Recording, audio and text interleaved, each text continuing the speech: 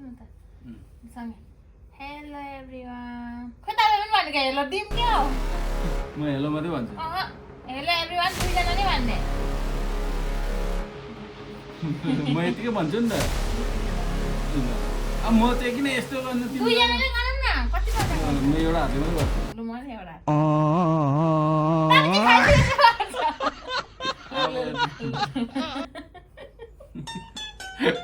ठुलो ठुलो रेडी 1 2 3